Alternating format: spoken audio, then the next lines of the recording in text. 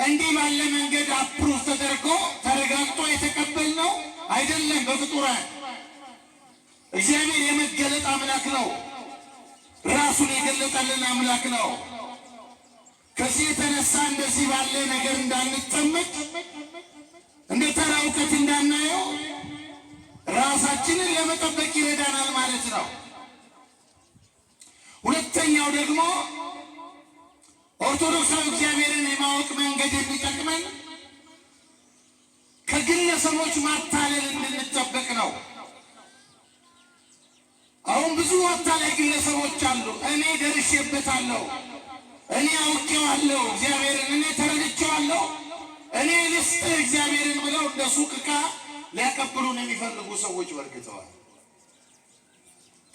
በየመንገዱ እንዲህ ባለ መንገድ የሚያታልሉ በዝተዋል። እኛ ቤተክርስቲያን ውጪ ብቻ